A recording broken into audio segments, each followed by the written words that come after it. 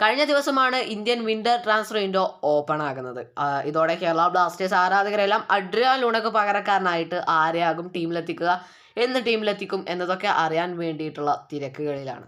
അതേസമയം ഒരുപക്ഷെ ബ്ലാസ്റ്റേഴ്സിന്റെ 3 താരങ്ങൾ ക്ലബ്ബ് വിട്ടേക്കാം എന്നുള്ള റിപ്പോർട്ടുകളാണ് ഇപ്പോൾ മനോരമ ഡെയിലി ഉൾപ്പെടെയുള്ളവർ റിപ്പോർട്ട് ചെയ്യുന്നത്.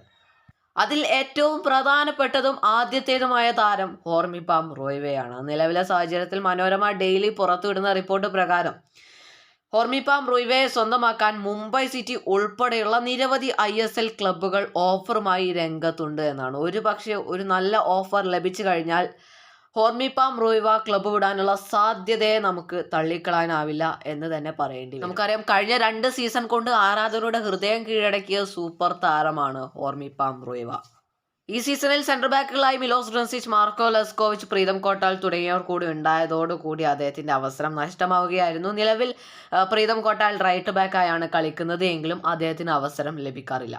അടുത്ത താരം വിദ്യാസാഗറാണ്. നമുക്കറിയാം, ഒരുപാട് കാലമായി ഈ ജനുവരി ട്രാൻസ്ഫർ വിൻഡോയിൽ അദ്ദേഹം ക്ലബ്ബ് വിടുമെന്നുള്ള റിപ്പോർട്ടുകൾ പുറത്തു വന്നുകൊണ്ടിരിക്കുകയാണ്. അത്തരത്തിൽ ഈ ജനുവരി ട്രാൻസ്ഫർ വിൻഡോയിൽ അദ്ദേഹം ക്ലബ്ബ് വിടുമെന്നുള്ള ചില സൂചനകൾ ഇപ്പോൾ പുറത്തു വരുന്നുണ്ട്.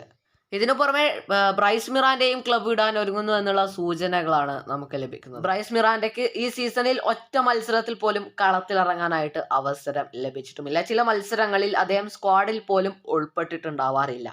ബ്രൈസ് മിറാന്റയ്ക്ക് ഇതുവരെ കേരള ബ്ലാസ്റ്റേഴ്സ് ആകെ മൊത്തത്തിൽ 1-2 മത്സരങ്ങളിൽ മാത്രമേ അവസരം നൽകിയിട്ടുള്ളൂ. വളരെ ചുരുങ്ങിയ സമയം മാത്രമേ വിദ്യാസാഗറിന് കേരള ബ്ലാസ്റ്റേഴ്സ് നൽകിയിട്ടുള്ളൂ. അതുകൊണ്ട് തന്നെ പ്ലേയിങ് ടൈമിന്റെ പേരിൽ അദ്ദേഹം ഈ ജനുവരി ട്രാൻസ്ഫർ വിൻഡോയിൽ ക്ലബ്ബ് വിടുമെന്ന് തന്നെയാണ് മനസ്സിലാക്കാനായിട്ട് സാധിക്കുന്നത്. പഞ്ചാബ് FC ആയിരുന്നു അദ്ദേഹത്തെ സ്വന്തമാക്കാനായിട്ട് രംഗത്തുണ്ടായിരുന്നത്.